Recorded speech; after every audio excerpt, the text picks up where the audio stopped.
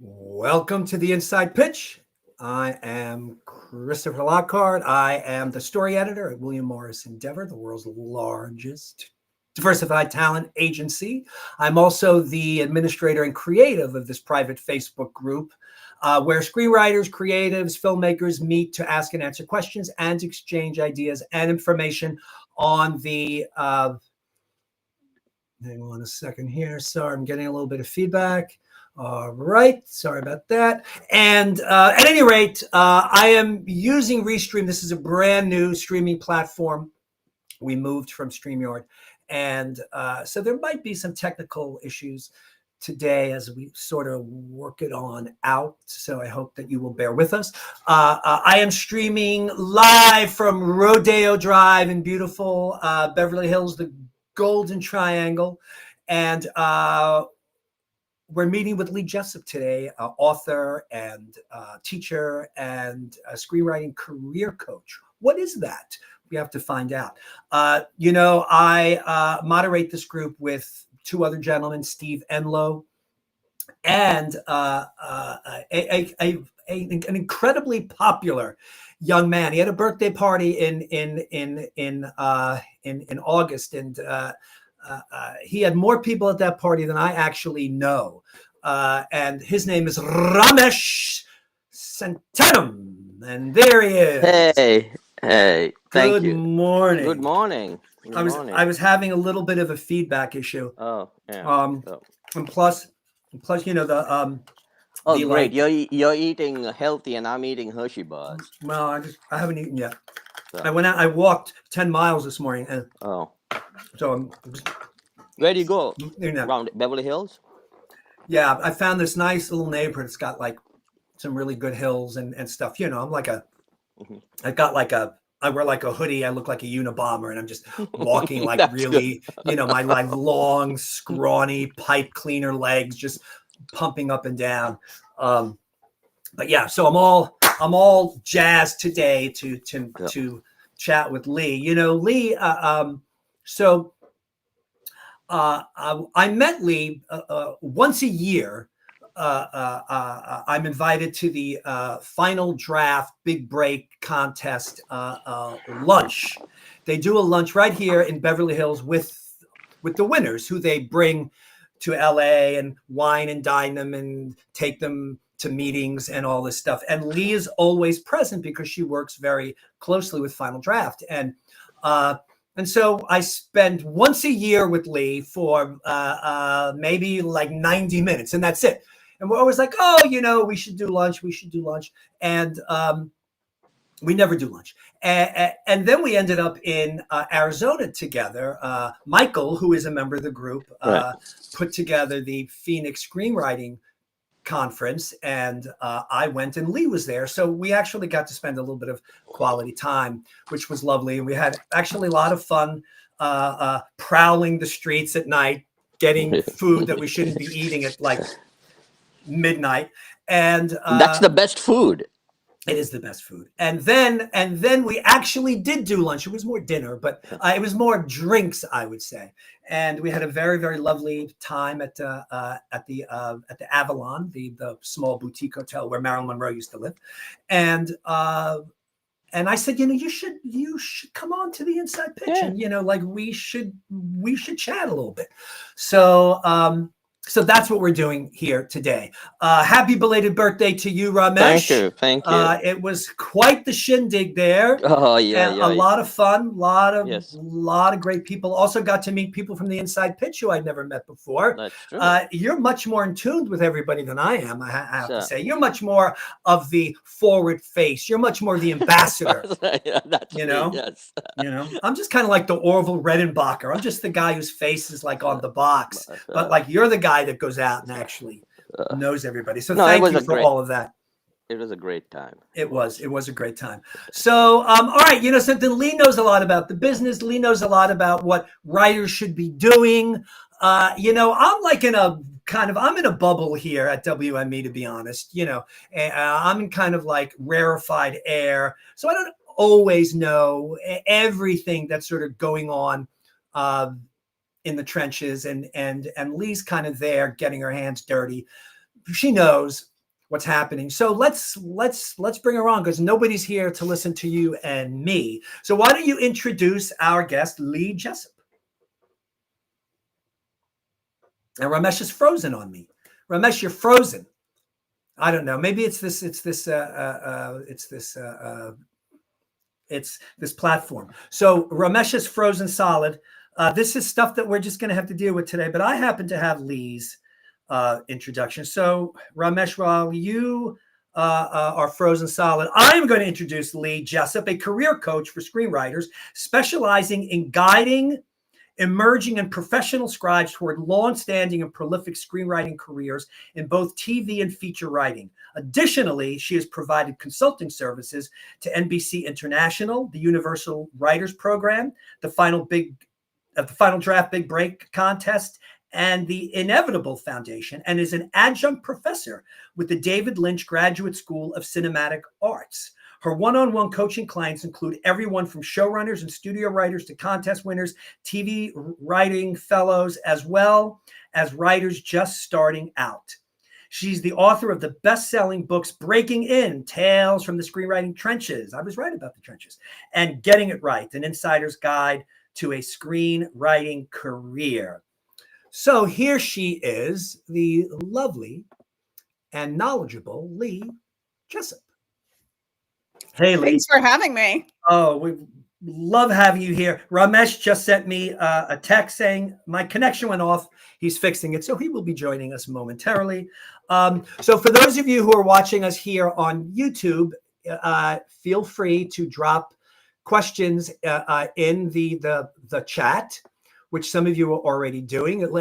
If I just may very quickly, good morning from Apple Valley, California. Good afternoon from Ohio. We've got Jerome Cleary from Westwood. We've got Jack from across the pond, Jack Azadi, North Carolina. We've got Louisiana. We got the Philly area. We got Branson, Missouri. I love this. We've got Denver. I mean, this is really great that we have people from all around the country, even the world. I love that. So welcome, world. If you are watching the link through Facebook and you're commenting on Facebook, I won't be able to see those comments. I can only see what people are writing in the comment section of the actual YouTube feed. Ramesh, if he gets a connection and comes back, he will be monitoring the questions on Facebook. But you're best if you can join us on the YouTube channel if you actually want to interact. So LEE, hello. So Chris. We are happy to have you here today, and Ramesh is also happy. Ramesh, aren't you happy to have LEE here today? Yes, I'm back. Yes. You'll be happy to know that I did your heavy lifting, Ramesh. I wasn't nearly as good. I stumbled. I wasn't really as good as you. But you did a beautiful job. Yeah. But sorry about thank that. you. Thank you. Right at that moment, my internet went out. I know how it goes. By the way, I like to come. So I'm actually doing this from my office, and I use the internet, and the internet here is so crazy excellent. It's like when you do the internet speed test, it goes like 900 plus for upload and download. So hopefully I should be okay. But listen, LEE, we can't get it right. Yeah. We're all screwed. Well, there you go, right? But something, I don't rely on the Wi-Fi, so I'm definitely hardwired here. Got it. But also nobody's in the office, so nobody's like sucking up the juice either. So I think that helps. So LEE, I don't even know where to start with you, because what you do is quite mysterious to me. I mean, I'm like, we've never actually really had a conversation so LEE, like, what the fuck do you even do? I hear you. I had that same question when I started. I was, I had a million writer friends, and I would always advise them because, that's what you do over coffee. And then somebody came to me and was like, can I hire you? And I was like, for what? I don't really understand. And it was actually those writers that started finding me who were then like, you should do this as a job. I was like, there's no job like this. What are you talking about? The easiest way to explain what I do is that I'm a guidance counselor for screenwriters. You can't put that on a business card, so it becomes career coach because nobody gets guidance counselor for screenwriters, but that's really what I do. Right. Okay. Interesting. So let's just flash back for a moment. And why were people even asking your advice? So clearly Good you must have question. been in the listen. Are you kidding me? I'm like the Barbara Walters of the Inside Pitch. But clearly you must have been involved in the business somehow for people to be asking you. All right. So what's your backstory? So I was a writer once upon a time. I was in production, doing physical production while writing. I knew a few producers. I wrote a couple of things. One of those things got picked up when I was in my mid-20s, and I quickly found out that I had no desire to be a working writer, but I really loved development. So I went into development and did development for a number of years, but found that I was on the side of the writer, not the side of my employer, which is kind of a problem. When you're more invested in putting a call into a writer to say that you're letting their option lapse or you're letting their project go because you're changing mandates than actually caring about the changing mandates. So from there, I went on to work for ScriptShark, if you remember them. I do remember. Yes, I do remember. Yes. So, yeah. So I went on to run ScriptShark, and just very quickly tell our audience what ScriptShark is for those who may not know. Sure. ScriptShark it doesn't exist anymore, but it was at the time the #1 coverage company in the industry for kind of a consumer-driven coverage. It also had a competition that was quite successful at the time. So I got to run it for a good number of years. And I found you guys kind of did, I'm sorry, I'm so annoying, but so you guys kind of did eventually what like Coverfly sort of fell into, the whole sort of coverage for cash. Yeah, we did coverage for cash. We worked with industry readers. We had a competition. We had something called the spec market, which was kind of an ink tip that I ultimately killed because I didn't feel that I don't think that the value was there. Were you guys like the first to really do that? I mean, who was the first to kind of do like coverage for cash? Coverage for cash. I mean, we were early in there. There was Script Pipeline that was Script Pimp, if you remember. Pimp. I remember Script way Pimp, back sure. when. Final Draft had Script Expert. I got really lucky, right? I was invited to run this company when it was already like very successful. So I just had to make it more successful. But my thing there was like, I saw writers that could write great scripts, but then really stumble over themselves with the industry. So I started this seminar series that I was lucky enough to have the New York Times sponsored that I did with Final Draft, where we went all over the country to do a one-day workshop about the business side of the industry. And that was how writers started finding me, right? Beyond just my friends, where I would go and do this like day-long talk and workshop about everything from the state of the industry to pitching to the toolbox that a writer has to have to all of these things. And writers, the first writer who called me from there was like, can I hire you? And I was like, I don't understand what you're saying and why. But the more I did it, the more writers started finding me. What did they want you to do, Lee? Work with them on everything career driven. Did they want you to help them to develop the script? There was always a push for, I will read and I will give development driven notes, but to this day, I don't do written notes. I do development type notes. And I always felt like there were a million people doing script notes. Like, we don't need one more of them, truly. And I have great friends who are very successful in it. You've had Danny Manis on here, Jen Grisanti, Pilar Alessandro, like the list, there's a long list and people entering that game every day. They would come to me for kind of career advice. I have a script. What do I do? Where do I go? What is the strategy? What is the plan? So, over a number of years, I collected, like 15, 20 writers that I worked with who paid me, shockingly. And after when I got to about 20, I was like, my husband was actually the one and my clients who kind of accosted me at a dinner one night. I had one client fly into town for some meetings and we had dinner with another writer and they're like, you should do this for a living. I was like, I don't understand what you're talking about. There's no there, nobody does this. So them and my husband were like, try it. And I was like, okay, I'll launch a business. It will fail. I will then go do something else. But it didn't fail. Within 2 months, I announced my business in October of 2012. And by December, it was a full-time job with full-time pay. With just writers seeking advice and guidance on the career side. I finished a script. What do I do now? Or is the script ready? Is the script good enough? Which, you know me, I'm hard on work. And I think that it takes greatness to succeed in this space. And so, yeah, so I've been doing this full time since 2012. All right. So So let's, you know. all right. But now let's sort of dissect this on more, like a granular level. Sure. All right. So I'm a writer. I come to you. Are you comfortable sharing your fee scale with us? You don't have to, but Sure. all right. It's not a secret. It's all on my website. I'm not one of those like email me for details. I start an intake session is my foundational session. So it starts at $275, $449 with a script read. And then it goes, there's coaching packages and coaching plans. The annual plan is $3,500 for annual unlimited. There are coaching packs for ongoing coaching that start at 5 packs for $875. You can purchase it with an intake and the whole thing on the website. But yeah, it's fairly straightforward. Okay. And so I come to you, like, kind of walk me through it. All right. You come to me, you sign up. I send you a questionnaire with lots of questions.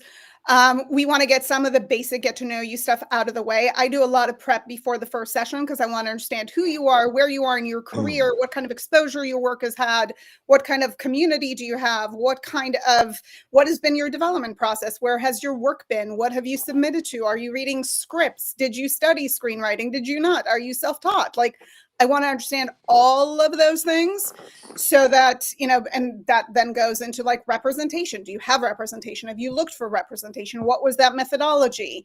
If you're a TV writer, what does your body of work look like? If you're a feature writer, what does your body of work look like? What are you doing in the name of your career? Does it make sense? Does it not make sense? Where are you missing things?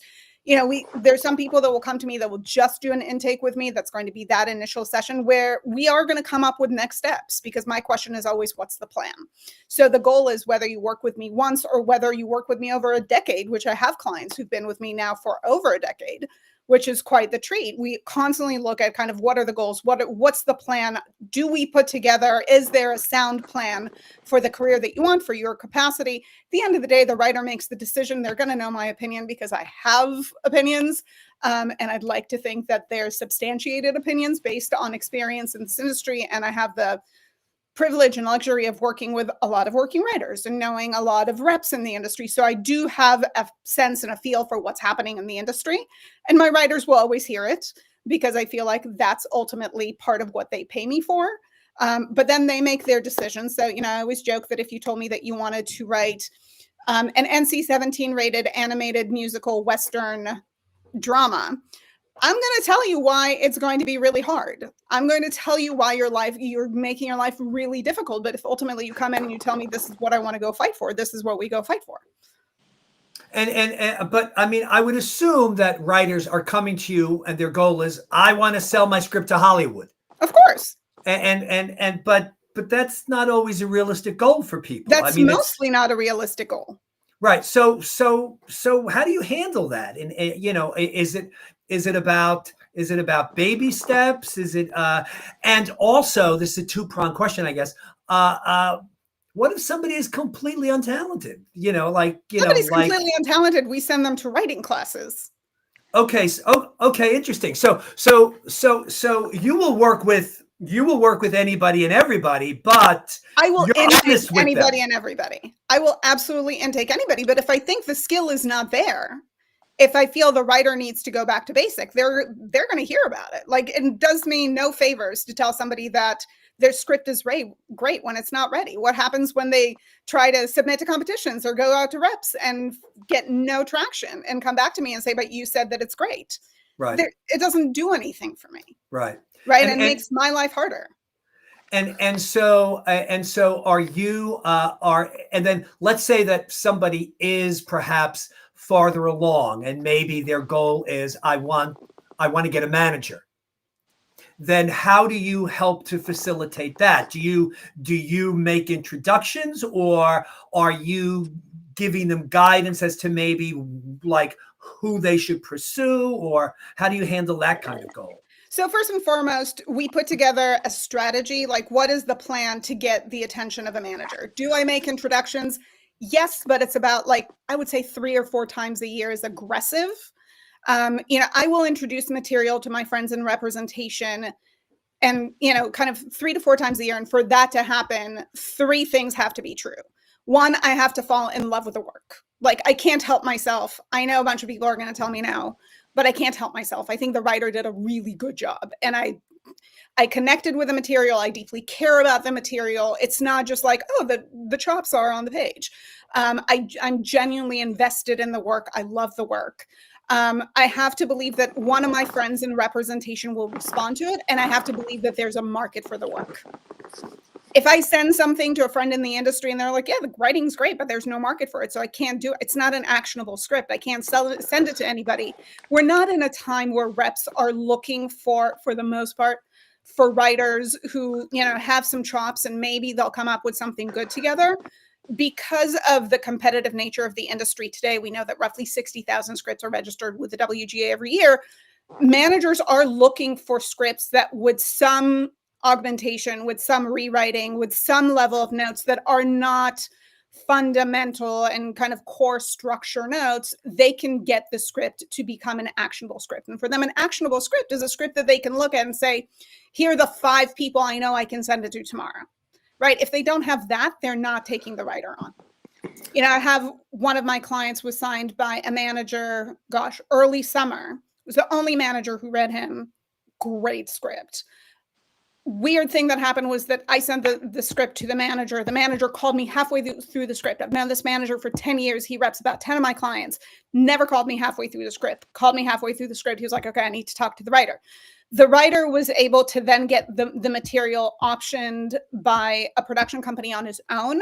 And the manager was like, okay, I'm going to take him on because the script is that good. And if the option lapses, we get to then take the script out. But the script was that good. The script was ridiculous. But yet only one manager responded the only person who read him. Nobody else read him. Why was that? Because it came through me. What does that mean? I read the script and I was like, there's one person I want to give this to. Oh, so so you only gave it to one person, you're saying? Yep. Oh, okay. So you gave it to the one person and then that I was like, this is the right person for it. I could be wrong. Right. But because I'm so targeted and because I meet with my friends, like this week, I have a coffee with one manager friend. Next week, I have a lunch with, like, I see, these are my friends. These are people that I talk to all the time. So I get a sense of what they'll respond to, but I don't get material out a lot. Because of that, we come up with, me and my clients, we come up with a strategy, because I always tell writers, if you're coming to me with the hopes that I'll take the material out, don't pay me for that, because it's very unlikely. If you look at the numbers are not on anybody's side. But, you know, because of that, we come up with a plan and a strategy. Like, how do we build a claim for the script? How do we get it to a point that it becomes undeniable? We work on everything from log lines to queries to pitches to looking through the writer's industry contacts. How can we maximize those? I'm a bad bet when it comes to me getting material out for clients. I don't do it a lot because, like I said, I have to intrinsically fall in love with the work. And you know how hard it is to read a script and genuinely fall in love with it. And that's the bar that I set for myself. But that I'm not the only game in town, for sure. And there are many ways to get representation. And I'm happy to say that a lot of my writers have gained representation while I've known them, not through me. I don't think anybody should count on me for a strategy. And for the record, have I gotten material out there that people didn't sign? Yes. Was I disappointed and heartbroken? Yes. And that heartbreak is hard. How do you handle that with your clients?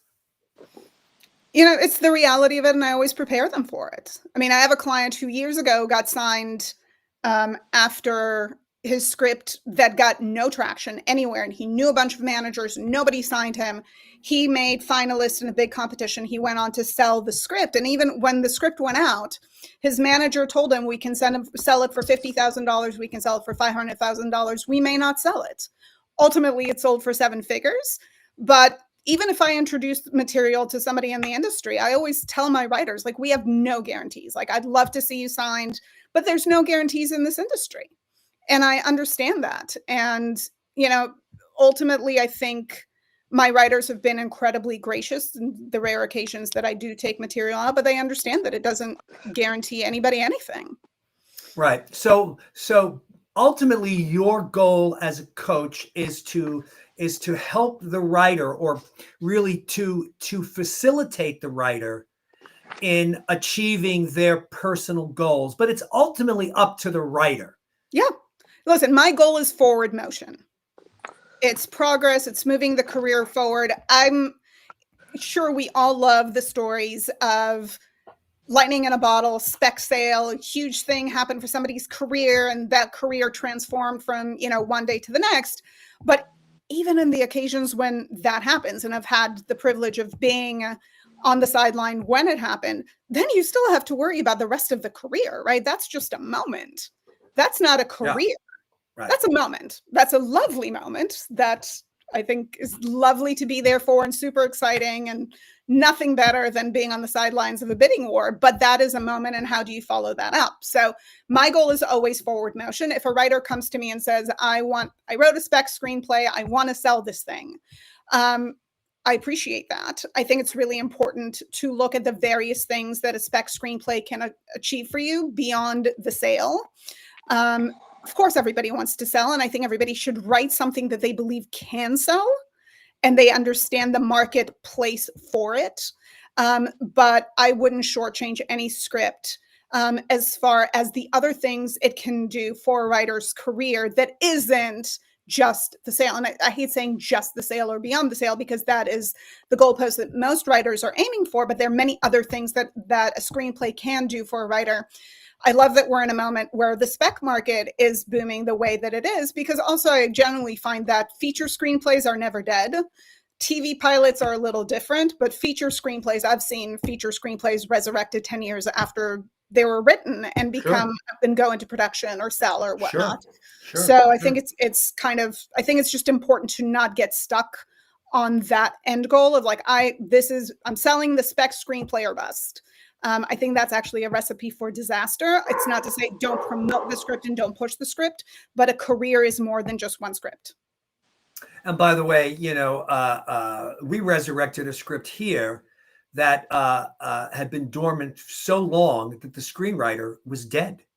The screenwriter had died from old age.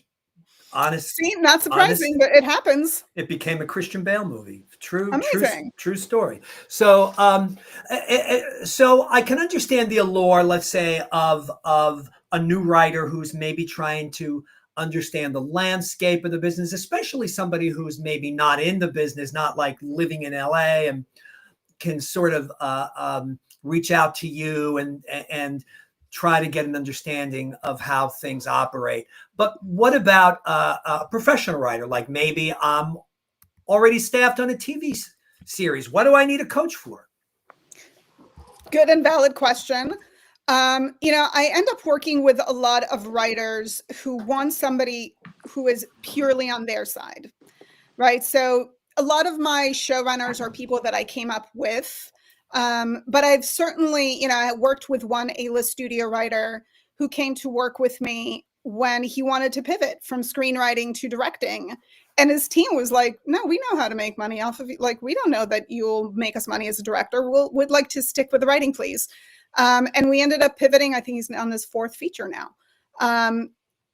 There are times where I'll work with writers when they'll come to me when there's challenges with their reps. They'll come to me when they want to pivot. If they're a staff TV writer, are they writing on the type of show they want to be writing on? One of my TV writers, who's a showrunner now, when she came to me, it was some time ago when broadcast TV was still going as strong as it was, but her representatives, and she had agents and managers, were set on keeping her on network shows because that was the most money for them. And she at some point had to put her foot down and say, if you're not moving me to streaming, I'm done. Like, I quit. And now she's a huge streaming writer and has written on some of the biggest shows out there and has a bunch of development going on. Ultimately, I find that it's really hard to be on the side of the writer and the side of the sale. A manager, an agent is going to have multiple, sometimes hundreds of clients that they're juggling. For me, all my writers, all of my clients are created equal. When you get me for that hour, you get me for that hour, and I'm only yours, and I'm not juggling for somebody else, and I'm not negotiating for somebody else and trying to get you in as well and trying to get somebody else the best deal. I've certainly had scenarios in which, just by virtue of the business, writers are compromised in a way that's not ideal, and need somebody who's just on their side. And, at the end of the day, a lot of my writers, my working writers over time, have changed representation, have changed about their team, and I end up being the constant, because I don't have another horse in the race, right? Ultimately, your career is your career, and I advise you from the perspective of everything that I know of the industry and industry companies and whatnot, but you're not competing with anybody else on my list. So that's where I end up being with and being fortunate to have writers stay with me for long periods of time, because I just get to be on their side. And so let's say that I partake in your annual service. Sure. Do I have access to you 24 hours a day, 7 days a week? Is there like a toll-free number that I get? So how does that work? So yeah, I mean, you get to text me, you get to email me, we get to have calls when you want them. I generally tell my writers, if you don't schedule in advance with me, if you text me in the morning and you say, Lee, I need you for 5 minutes, unless I'm dead in the hospital or out of the country, we will probably find those 5 minutes. It won't be more than 5 minutes, because I'm a planner and I schedule my days and weeks in advance, and I love it. A full calendar makes me very happy. But yeah, you will absolutely get access to me. You'll get those 5 minutes. I have writers who text me. My phone is off at night, so I don't get the chime at 4 o'clock in the morning. Yeah, because writers can be, with all due respect to the audience, writers can be a particularly neurotic group, and a little bit needy. And that's what I signed up for. That's totally okay. That's what I signed. And for the record, like, there have been people that come to work with me where I've said, like, I don't think it's a fit. And that's okay. Like, I don't think I'm right for everybody. I think, I'm not the person to come work with if you want to hear how amazing your writing is with everything that you do. Not that I won't compliment good work. I certainly will. But it's my job. The way that I see my job is to tell you when something's not working, because you want to hear it from me. You don't want to get your script out there and get rejected in every competition. And, if you're so lucky as to get script requests, not get any bites on it. Your job is or my job is to tell you about it. And you're with me to hear about it from me. I will certainly compliment the good things when they work, but it's ultimately up to me to prepare the writer for the industry, right? It is a business of opinion. You can't prepare anybody universally, because, as you know, I'm sure there's stuff that you're like, passed on the script, hate the script, somebody else fell in love with it, and you're like, what are they doing? But fine. I hate it out of Africa, right? I mean, like, I didn't love the Barbie movie. It's an industry made of sensibility, right. But I signed up to help when it's not a personality fit, when somebody, sometimes people will just come to me to hear that their script is great. Usually the writers that will do that are writers that have not gotten a lot of notes on their script, that have not exposed a lot of their work, and they just want that confirmation it's great and it can sell for, $1.5 million. I find that the writers that are successful with me are the writers that are willing to get notes, that don't want the easy answers, the writers that are not afraid of really pushing themselves and are really looking at this as a career, as opposed to the fantasy of, I never took a writing class, I never read a writing book, I don't understand structure, but I'm going to write a screenplay, potentially on Word, and send it to Hollywood and sell it for $1 million. It doesn't work that way. I've yet to meet one person who's told me they succeeded that way. Even if you look at somebody like Eric Koenig, who was lucky enough to do really well in a competition, and I think it was top 25 for Tracking Board way back when, and go on to have the script discovered and the script sell. It was his third or fourth script. He studied screenwriting, granted autodidactically on his own, but he's gotten a lot of notes. Like, because it's so, the medium, as you know, is so collaborative and so many people have to come on, you have to be daring enough to expose your work, to get the critical notes, to prepare yourself for the industry, to find that success. And it's my job to not bullshit writers, because what's the point? Right. I'm an Israeli, I'm married to a New Yorker. Yeah, New Yorkers. Yeah, New Yorkers. Life's too short, man. So we have some people that are asking questions. Yes. Ramesh, are you also monitoring the Facebook page as well? Yes, I don't know if nothing anybody there. is. Okay, No. fine. But there is one question here that just sort of jumped out at me,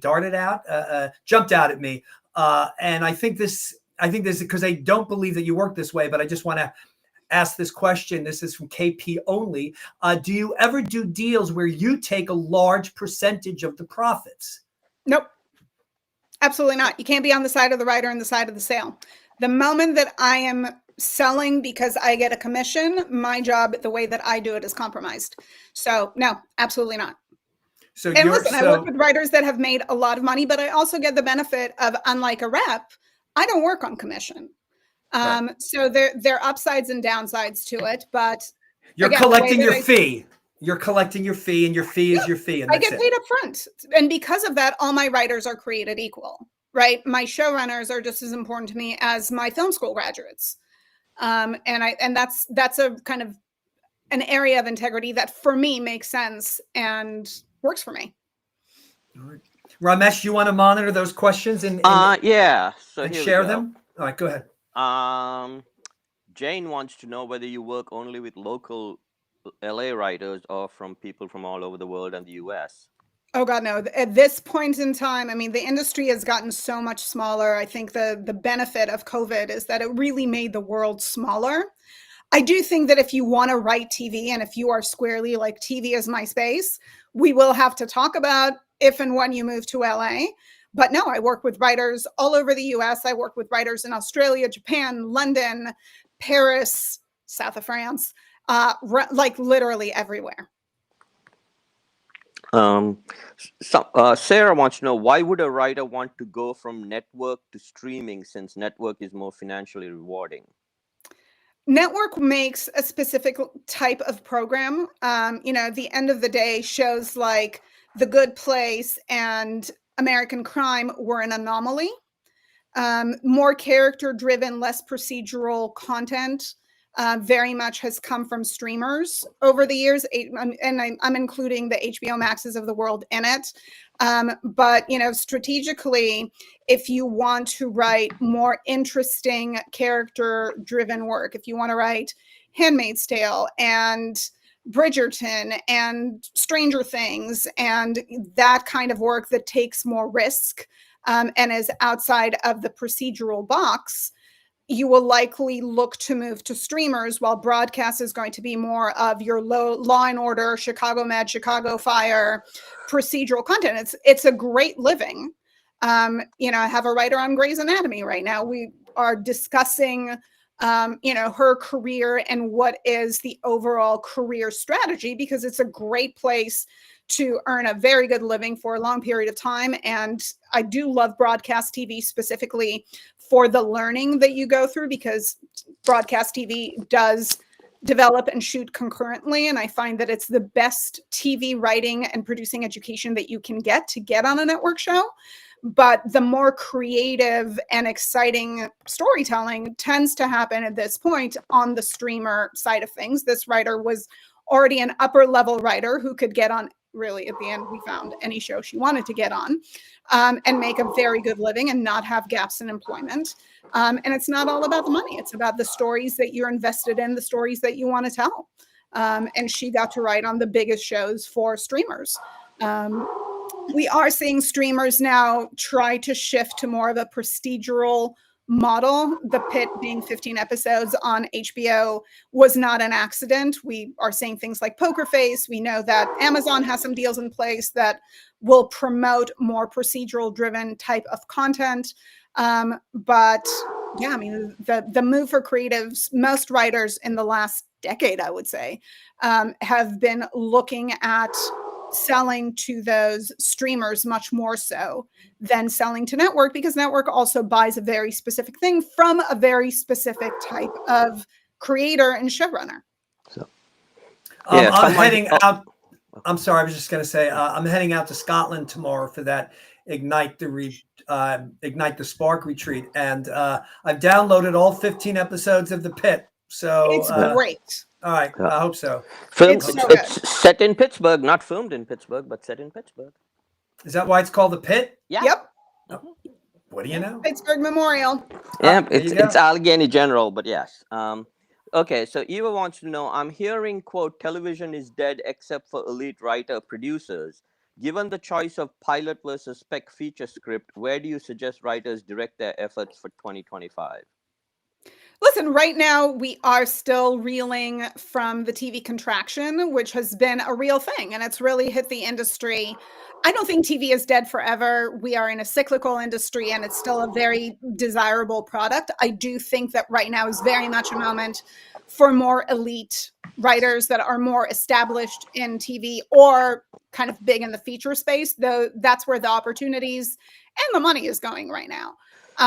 I do think that right now the feature space is a really exciting, resurging space. So unless you feel like my goal is to get into the TV network fellowships, and because of that, I'm going to be prepping my 2 pilots per year to submit those when they reopen in 2026, and then certainly put your energy into that.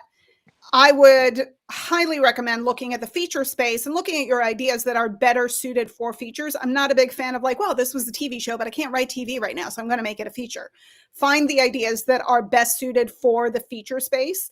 Make sure that you're focusing on concept, because concept is ultimately the first thing that will get you read, and put your energy into that space because it's a resurging space that's really exciting now. And we have not had an exciting space in a while. So it's actually a really fun note to be coming towards the end of the year on, seeing that, the industry had a good summer in features, which when is the last time we had a fucking good summer? Like, we don't have good summers.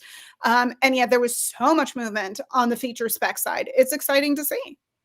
Lee, what are the odds of a brand new writer who's never worked in features, never worked in TV, selling their pilot today? Yeah. 0.0001. Yeah, no, that's not a conversation right now. Well, I would not say ever. Right.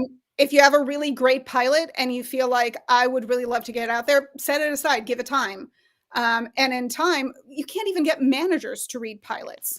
At the end of the day, our winner from the Final Draft Big Break contest, that to me, our TV winner, that to me was as close to a perfect emerging TV writer in that she was great in the room. She had a great sample. She was on a desk of a big showrunner. Like, if there ever was an automatic, she was it. She was the loveliest. She really could not have been a bigger fan. Couldn't get her signed because it's the TV side of things. But so because there are a lot of new writers that are writing pilots, and I often I'm like, because a lot of them believe that they're going to sell their pilot to a network, and even in the good days, by the way, it was still pretty rare for somebody that had zero TV experience and zero feature experience to be able to just actually sell a pilot and get a show. It's not. And selling a pilot and getting a show are two different things.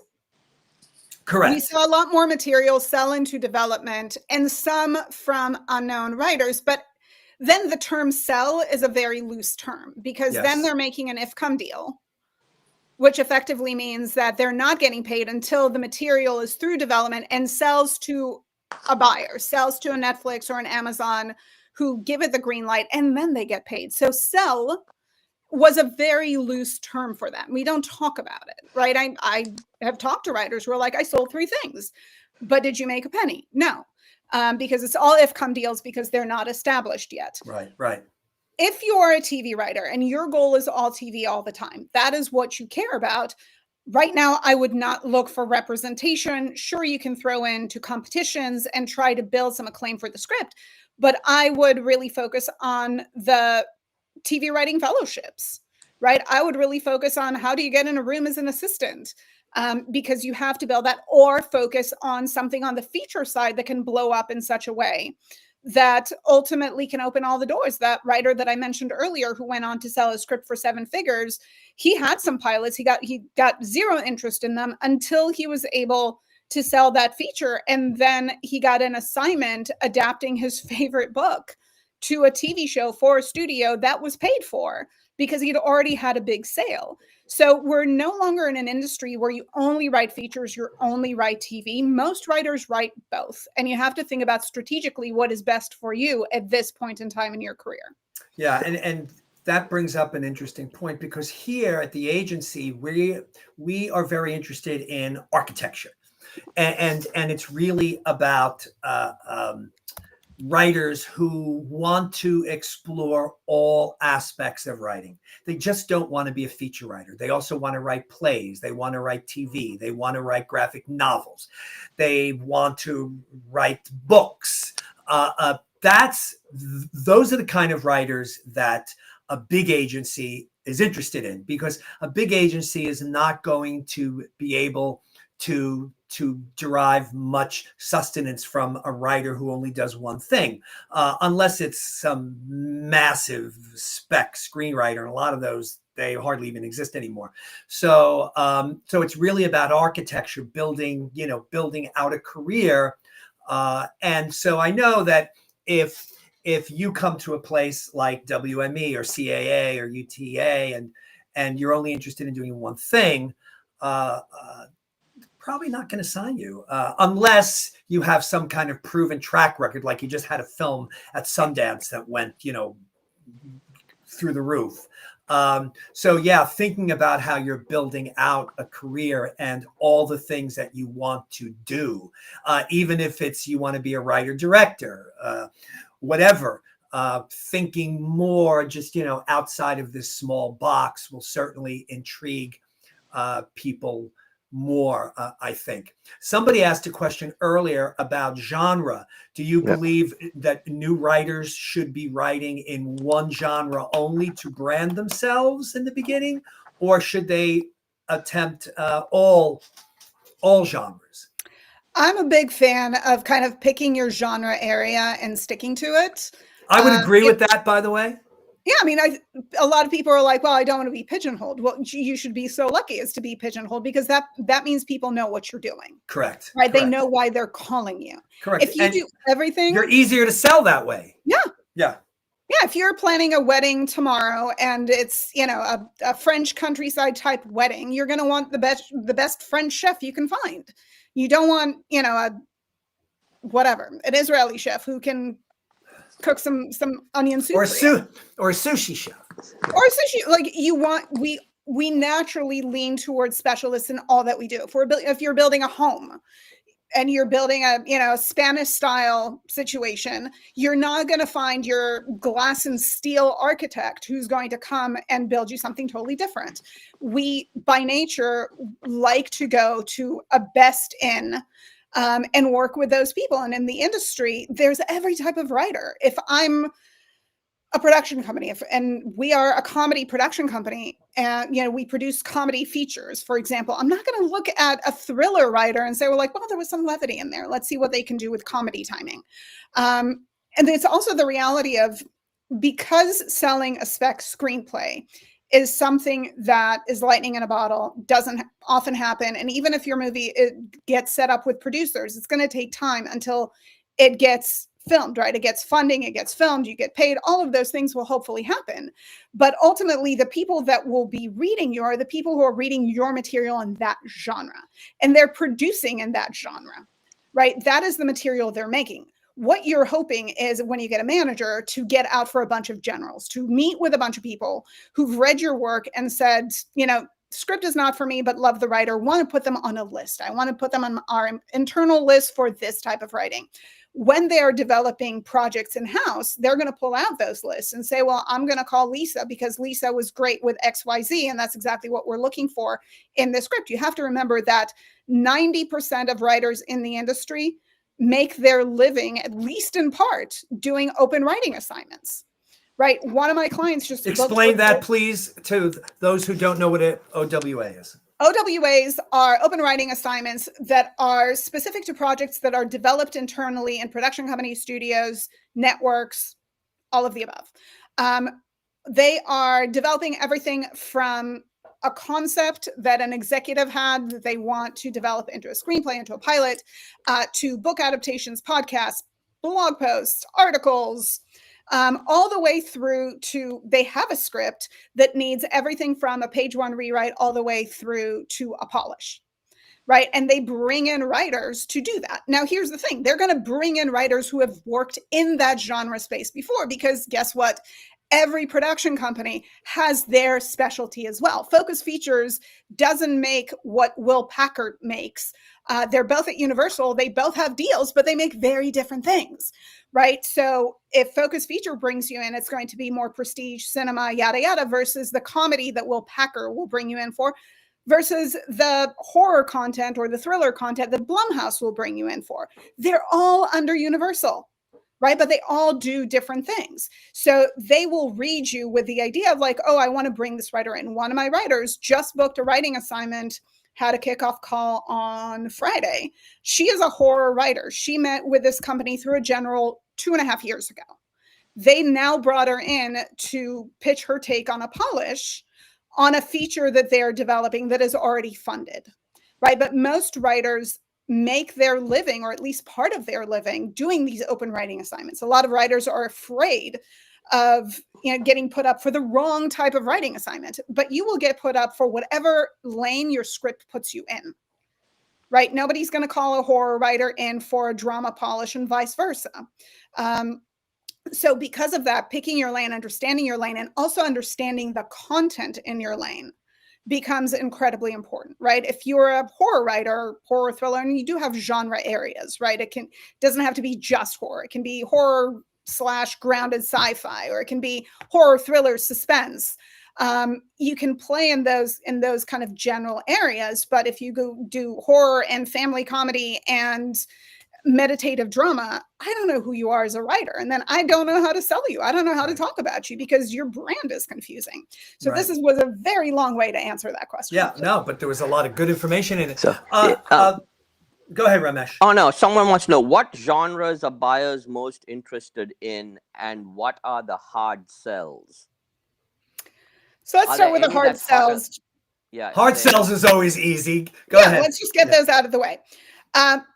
Period pieces, always hard.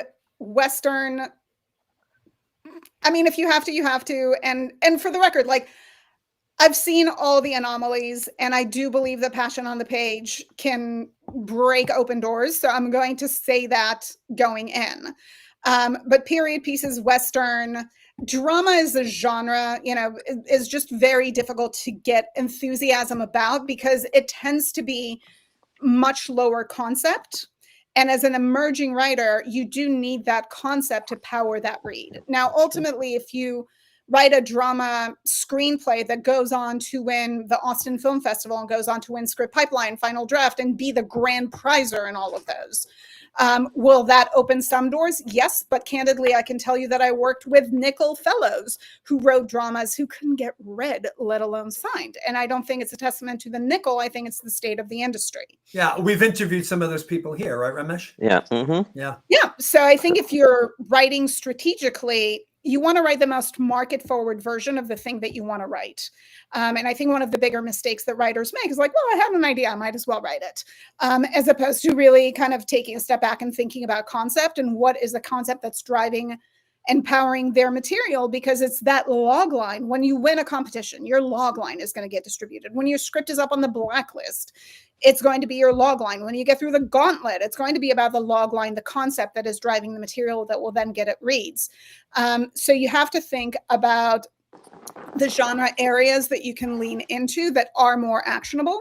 And that's, horror, thriller, but unique concept. Again, like, don't do like, oh, there's 17,000 others like it. If there were 17,000 others, I'm not going to be excited.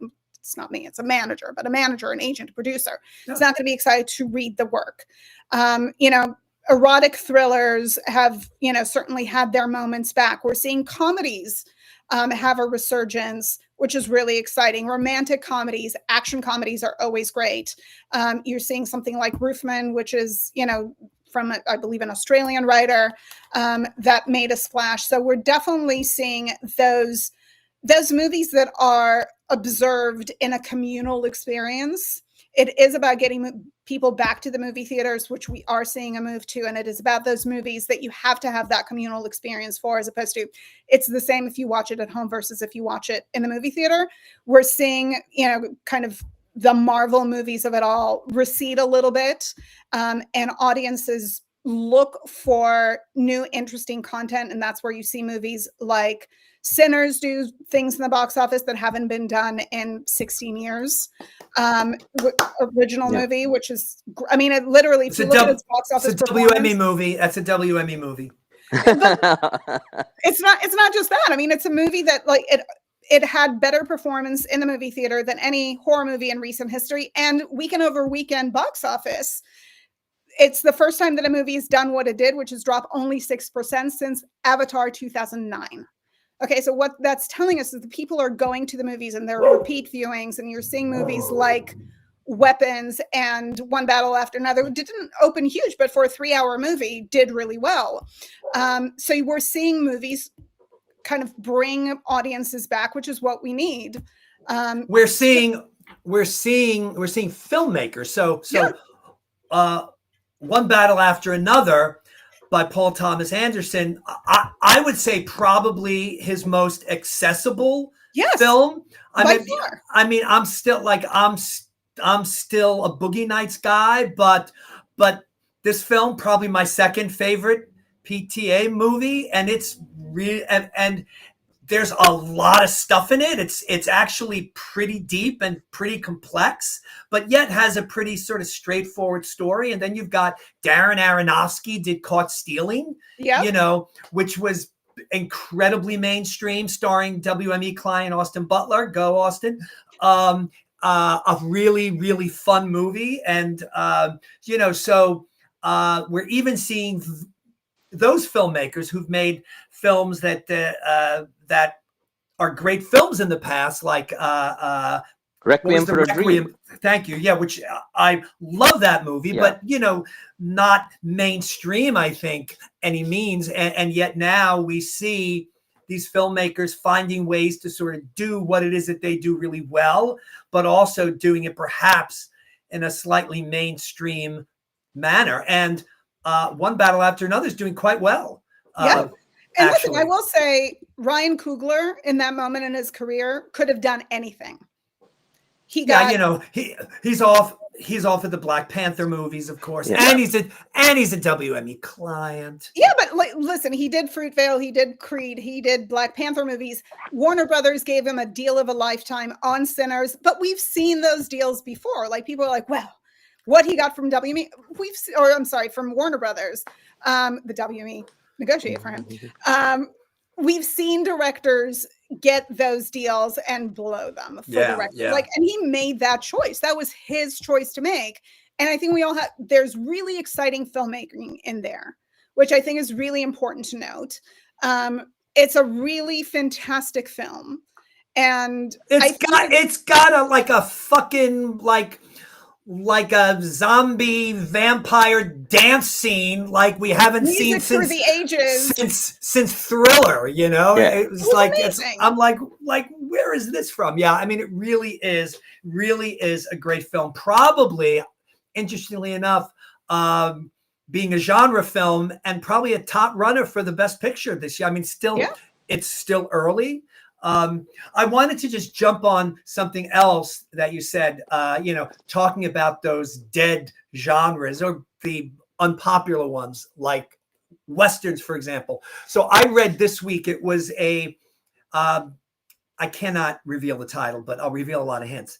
And it is a project that's developed through a production company. So they own the rights to it. And it is a Western that has been done many, many times before. Probably 4 or 5 times easy, and all kinds of facsimiles of it. John Ford actually made it twice, once with John Wayne, and so it's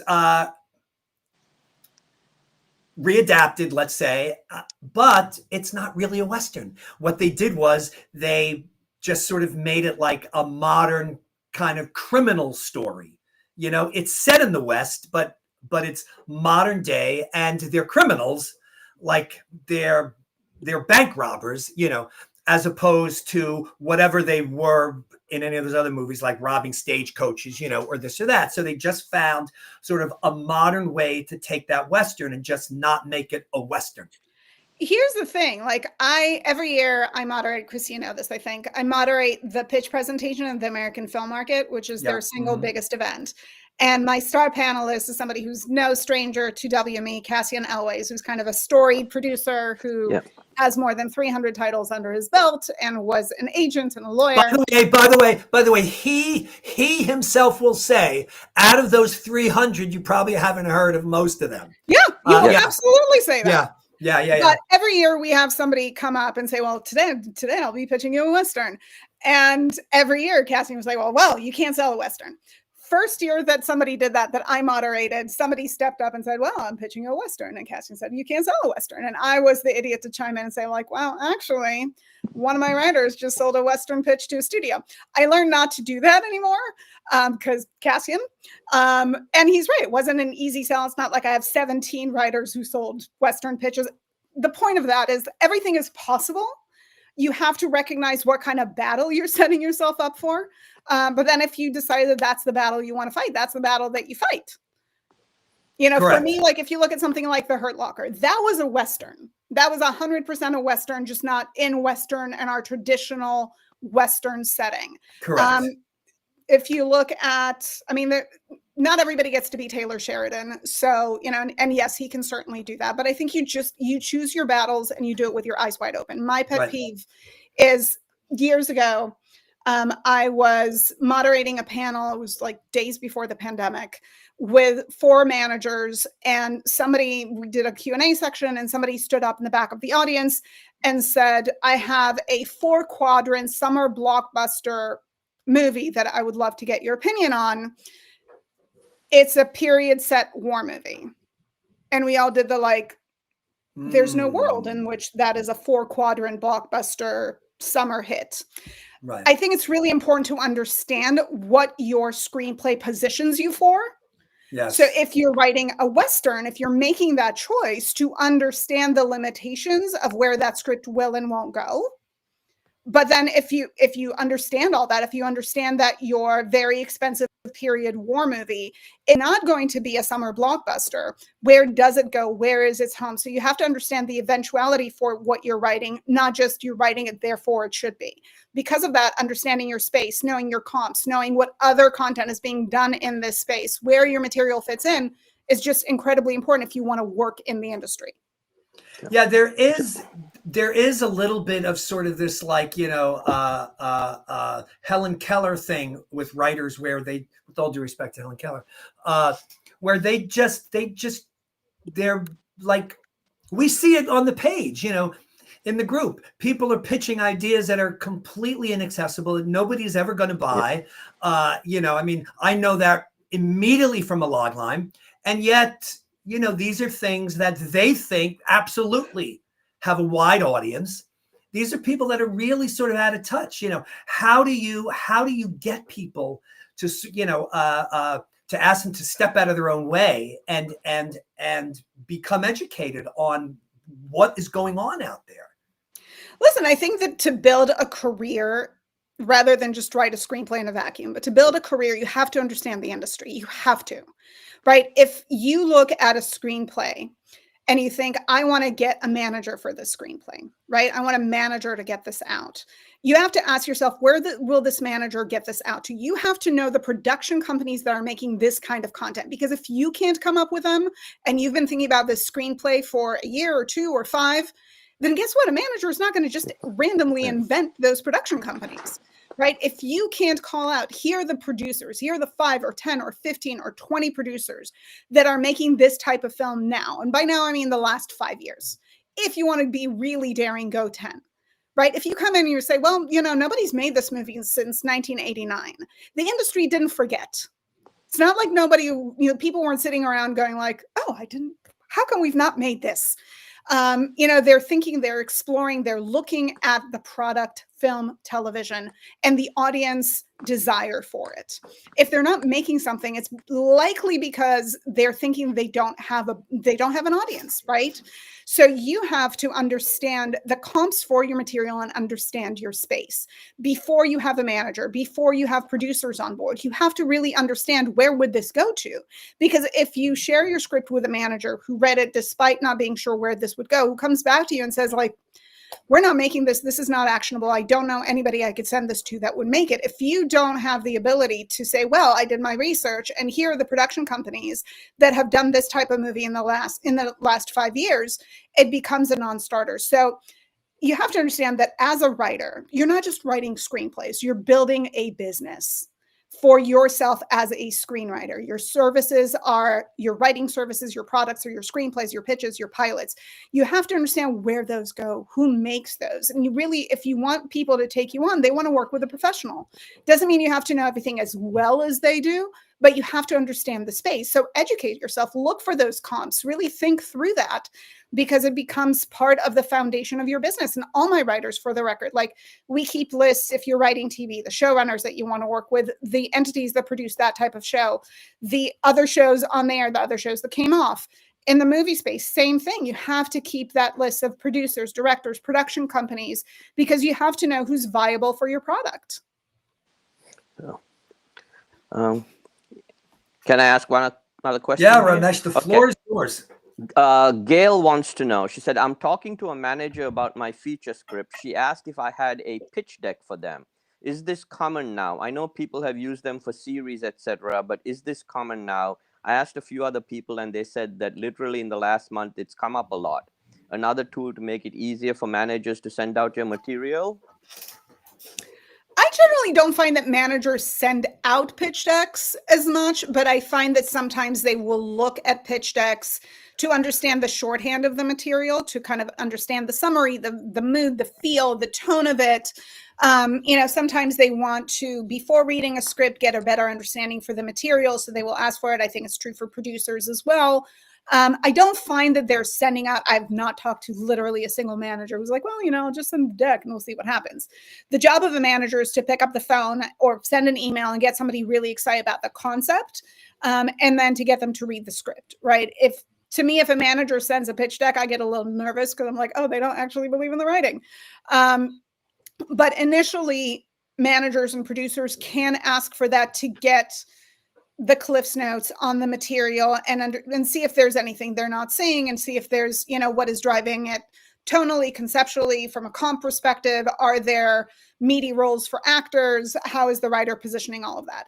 I don't think it's mandatory to have a deck, but I think it's a good thing to have on hand if you can put it without too much effort. I'm not a fan of taking 6 months of work to put into your pitch deck, or even 2 months of work. Right. It's something that you should be able to put together in, up to 2 weeks. But generally, when you put your material together, once you finish your script, you want to have a log line on hand. You want to have a short pitch script so that you're able to kind of go over it and be able to then regurgitate it in any opportunity that comes up. I like having a one-pager kind of on the material. And if you want to have a pitch deck, I certainly wouldn't stop you. I've noticed recently, I've gotten some pitch decks that no longer have still images. They have moving images in the background over text. And I personally find it distracting because I'm like trying to read the text and there's stuff moving in the background. But I've noticed Listen, some people get asked for concept trailers, which are a thing, but also they're a challenge because usually you're using found footage, you're using media that's not yours, so you can't actually share it widely because you're using somebody else's content. The rip reels. Yeah.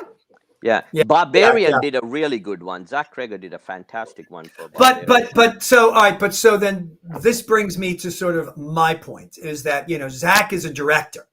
Right. And typically pitch decks have been used by producers and directors, but not so much by writers in the past. Now it seems like there are some people that are asking to see pitch decks first. I would say that as a writer, you should most certainly put more energy into your script than anything. And then if somebody asks for a pitch deck, maybe you can put it together, or maybe if you have the time, it's something that you can consider doing. I can tell you that the majority of the time when I get a pitch deck, it is accompanied by the screenplay, and it is most usually by a producer, a director, or a writer director. So, but for me, it's, you know, it should always really be about the screenplay, and you know, the pitch deck thing, I don't know. It's just it's more work that people are asking for writers without paying them. So you know, it's pretty obnoxious. But if people are asking for it, what are you going to do? Right. Someone here once says, produced writer friends are being told a, quote, naked script is a hard sell. One has reached out to find a director who can then get the script to talent. Are you seeing writers being expected to do this? No, absolutely not. And for the record, I do think that naked specs are having more of a moment right now than they have in a really long time, which is really exciting to see. For a while, naked specs, I went to dinner with a manager friend and a lawyer friend to celebrate them selling a naked spec.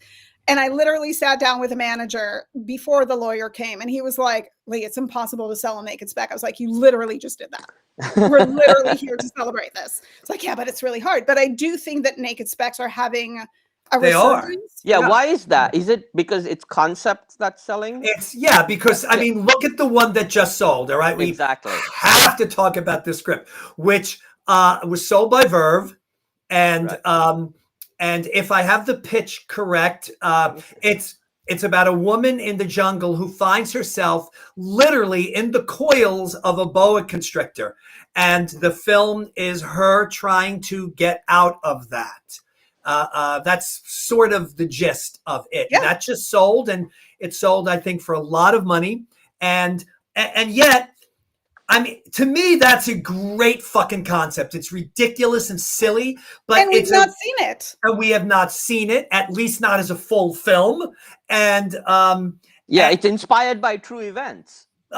Sure it is. And inspired. Sure.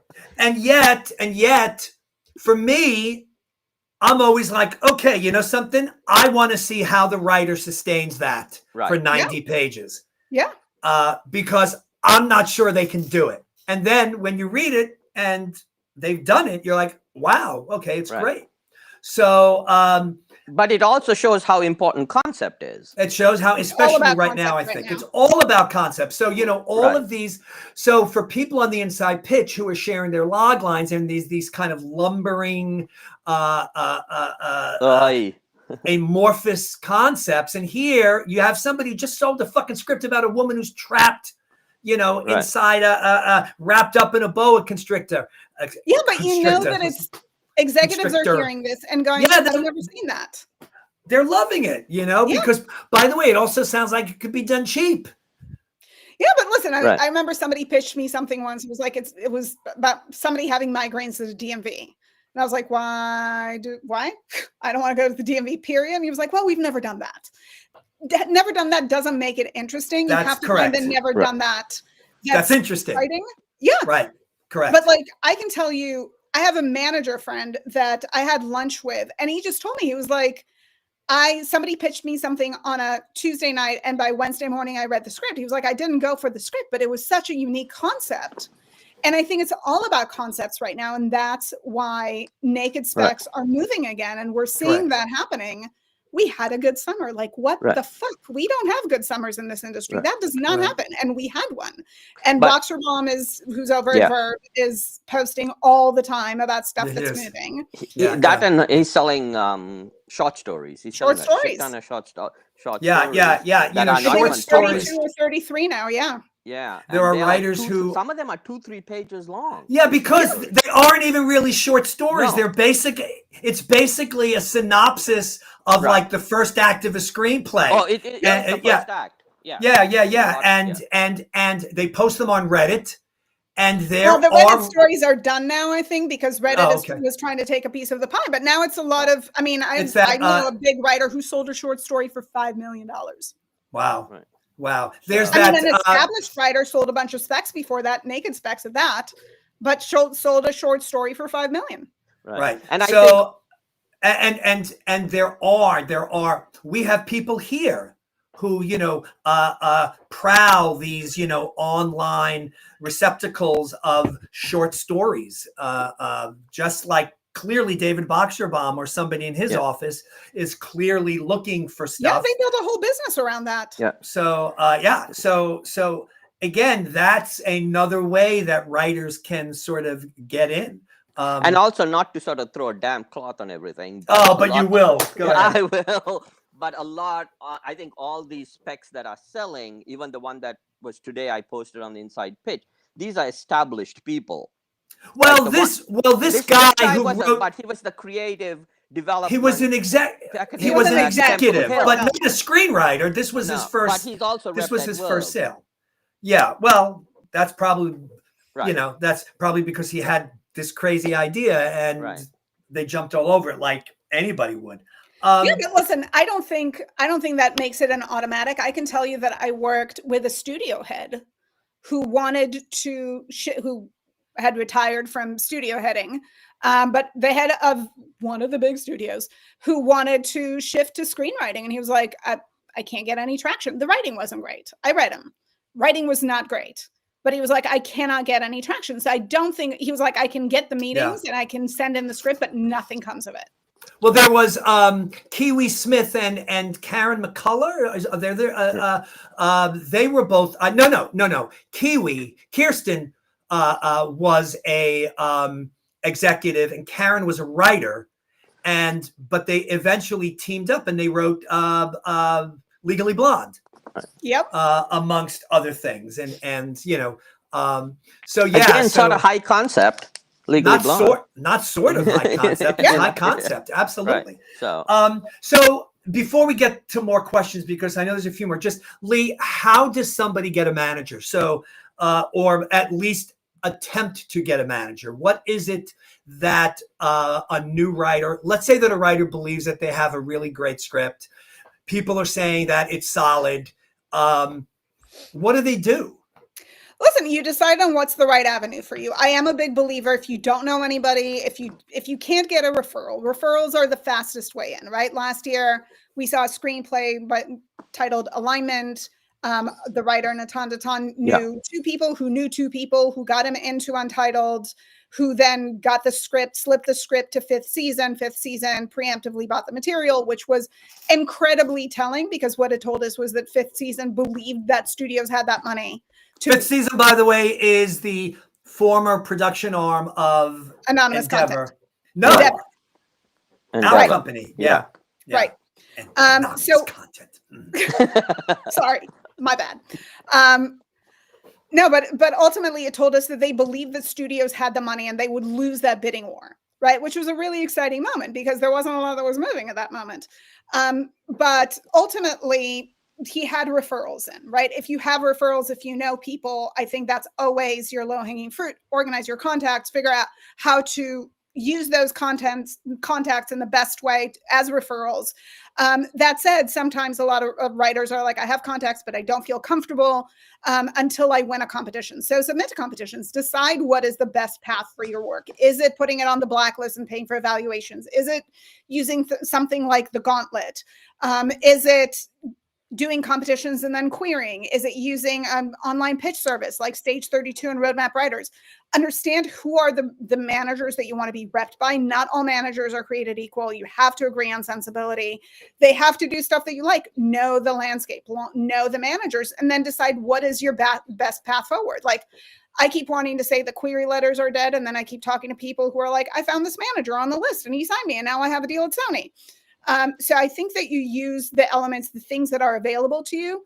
I do think cold querying is going to be the hardest. You can use services like Virtual Pitch Fest, which is a query sending service, where managers have signed up to receive queries. You just have to decide what you're comfortable with. But by the way, a lot of those, I don't know what it is, but I get these queries. They're clearly from these services, and it's just a giant block of text.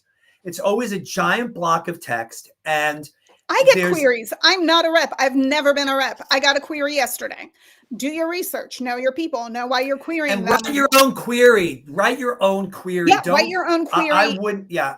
Tailor your query. Why are you reaching out to Christopher Lockhart, who is not a manager on anything? You guys get queries. I get queries. I'm a nobody. I get queries all the time. There is no record anywhere of me ever having been a rep because I've never been. I don't want to be. I knew. And I get them all the time. All the time. But do your research and really think about who you're approaching, why you're approaching them, find the way in and keep writing. Like Adam Kohlbrenner, who's a manager, talks about like you finish a script, you put down the strategy for it, you know what the plan is for that script, start your next script. But oftentimes I have a writer who her first manager signed her after the 5th script that he read from her. But he signed her and her career blew up and now she has an overall deal at FX. But if you want a writing career, you have to identify, first of all, whether or not your script is appropriate for a manager, right? If you're writing in a non-actionable genre, if you're writing a meditative drama about 2 sisters contemplating grief, a manager is not likely to take that out. Now, that doesn't mean it can't go out on its own and you can't make overtures to producers, but you really have to identify whether you're taking something out that is viable for a rep or whether it's viable for a producer. So you have to understand that. And then you have to understand who are the approachable producers for that type of work if it's not going to a manager, because a manager is not going to take it on because they're going to tell you it's not actionable. So what do you do for yourself as your own manager to get the work out there? But again, that goes back to understanding the work and the possibilities for that piece of work. Can I just say one thing? I just wanted to address the issue of attachments, which is I think you have to be very, very, very careful about attachments because a lot of writers will meet some actor at a party and then attach them to the script and think that they add value. If you're not a producer, you're not a distributor, you don't know these people, you can't consult with these people.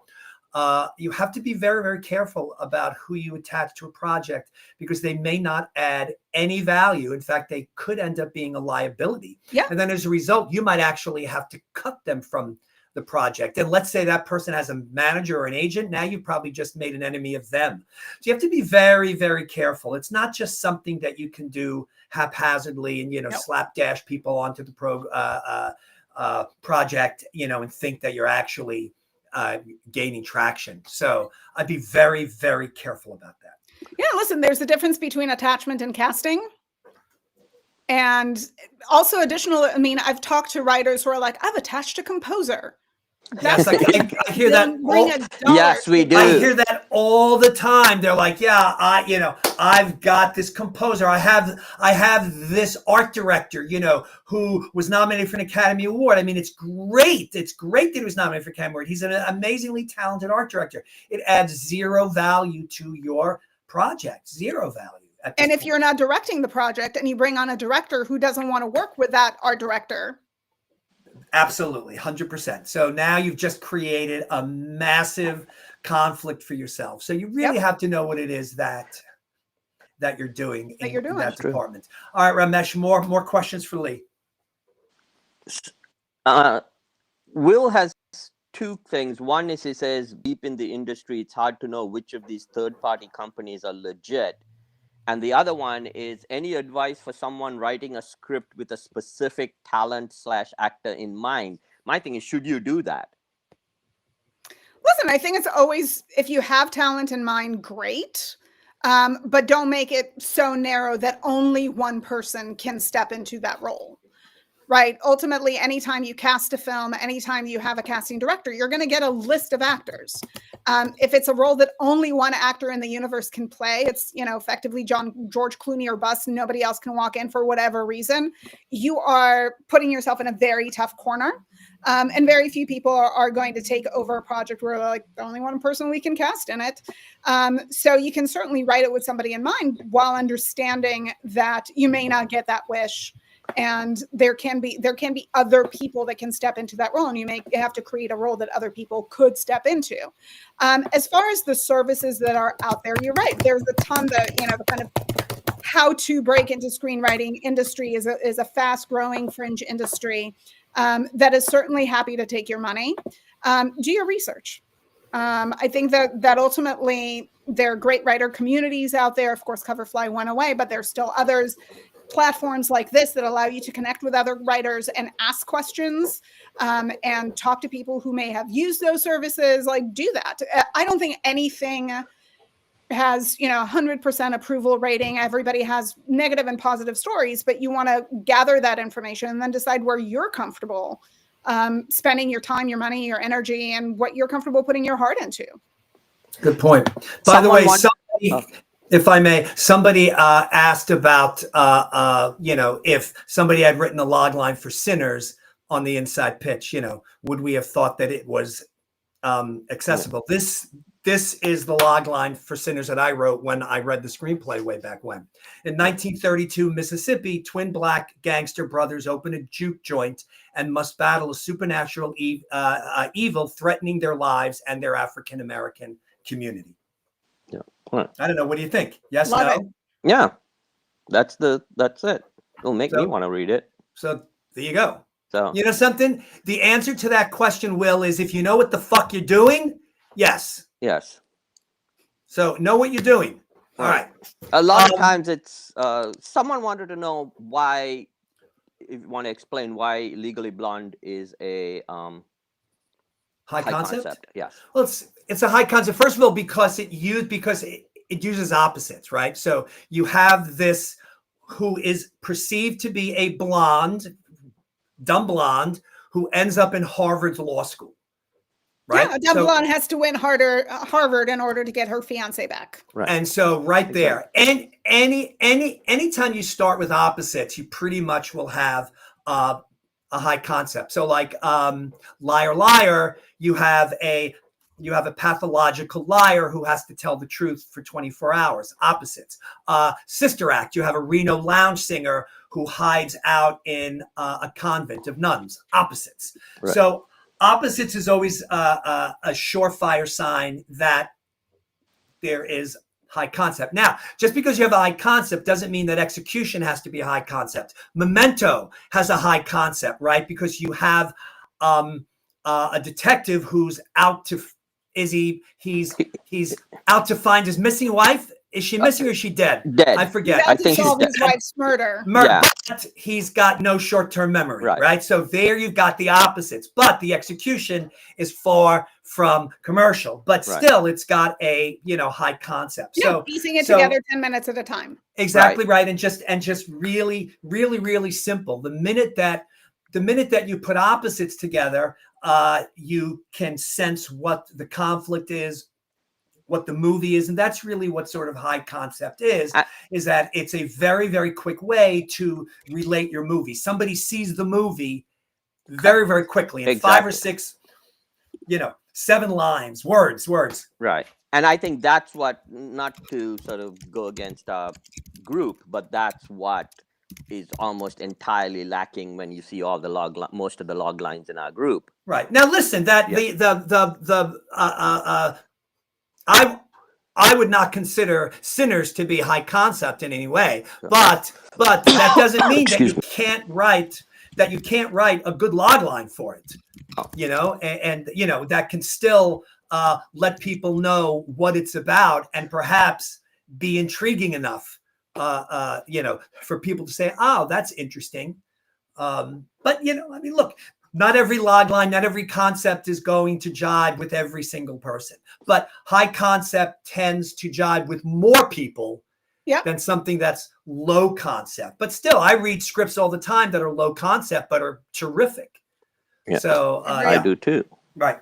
All right, we got more questions for. I actually want to address, if you want to address this, and something we see a lot in our page is people who write. We have a lot of writers who write pilots.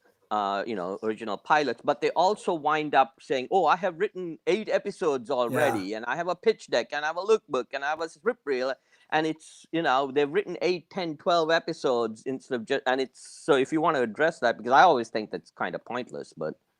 It is entirely pointless because the journey for a pilot, if you are so lucky as to have it sold, is that the pilot itself will sell. Now, what a buyer or a producer will try to do is pair the writer with a named showrunner. Without a named showrunner, the material is not moving forward. That named showrunner is going to come in and put their fingerprints on that pilot and the Bible, and then they're going to assemble a room for development. Whether the show goes to a room or whether it goes straight to series, the showrunner is going to assemble a room of writers who will re-break the season and then re-break all the episodes. So nobody is going to buy, let alone read, those additional episodes from you.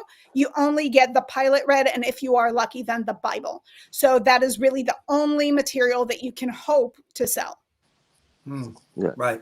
Yeah. Because there's an awful lot of work that people are doing. And by the way, just sort of as a writer, that might be a great education for you. Right. You might, nobody's saying that you shouldn't do it for Right. your own personal glory and edification, but is there anybody that wants to, necessarily? Absolutely. And that's where, listen, I've talked to writers who've said, I've written the additional episodes because I need to understand the series. Correct. But understanding what is viable and what buyers will be looking for. If you are so lucky, somebody who knows somebody who got your meeting with a current exec over at Netflix, and you say, I have a pilot plus 7 episodes and I want to send them all to you, they're going to laugh you out of the room.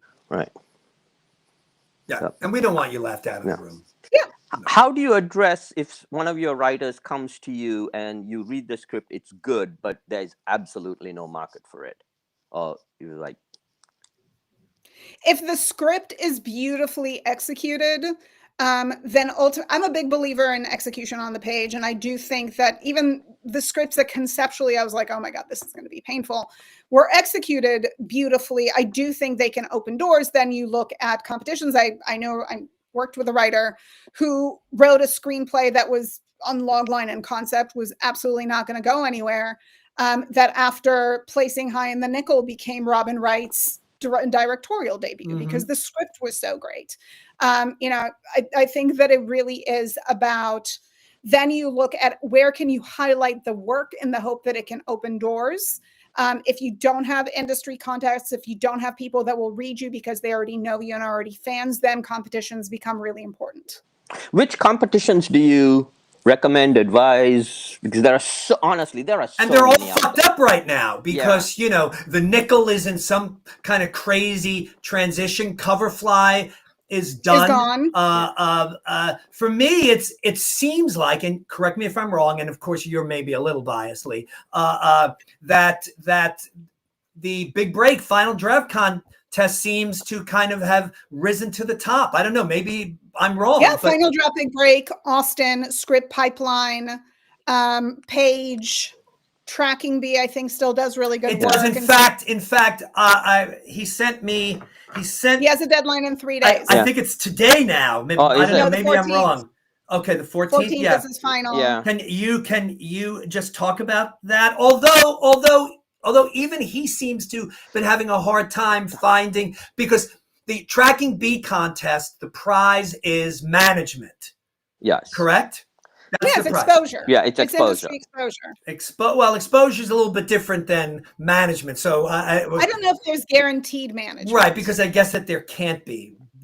Right, but in the past, I mean, we have a member. In fact, we interviewed her. Right, Ramesh. Jenna Cosgrove. Jenna. She got repped at Anonymous Content. Circle. She got repped at Circle. Right. Yeah. Here it is, right here. But I do know that in the last, I do know a bunch of writers tomorrow who did well in Tracking B, and all right, there you go. They didn't get anywhere from Tracking B. Are you seeing this backward, by the way? I don't know, but it's expensive. It is expensive. October it's the 12th. most expensive competition out there. It is. It's more than $100. But they have the TV series Extant came from came from them, specifically. Nikki Fisher. Mayhem, Killing Hasselhoff, and listen, I have a writer who was just a finalist in one of their competitions. I like what they do for their winners. I like what Script Pipeline does. I like what Final Draft does. I like what Austin does. I know that different people have different feelings about Austin, but at the end of the day, it is about the fact that the industry still really values that brand. Right. And I think that's where you have to go. And for the record, with Tracking B, he usually has an early bird special. If you don't want to pay all that money, of course, it's late for this one. Right. But keep an eye out for it with the other comps that he runs. He runs 2 every year, 1 for features, 1 for TV. But by the way, I would also say Tracking B is definitely a contest for more high concept scripts. Yeah. Scripts that are sort of more like manager ready. If you've got something that's sort of Nickel-bait scripts won't do well. No, correct. All right, so listen, we have kept Lee here far longer than I promised. Happy to be here. Listen, we could probably talk to you all day, I think. Ramesh, you're going to be at Austin in a week or 2, correct? Yes. Okay. I'll be there for a couple of days. Okay, 3 so days. For those of you who are going to be at the Austin Film Festival, look for Ramesh. He'll read your script for you. And don't do that. I know. I'm just kidding. No, it's not like that urges them on. I get it all the time. Yes, I know, but you know that I love to do that to you. I know. And Lee, how can people get in touch with you? You can find me through my website, LeeJessup.com. I'm going to put it real fast in the chat so that if anybody And can we have one last question here before we go? Ramesh never lets us go. Okay, go ahead, Ramesh. Because this will come up. And okay, go ahead. It's what role is AI playing in the evaluation, development, and rep parts of the business? Are companies or reps relying on AI to read material? Chris, I think you're better to speak to that than anybody else.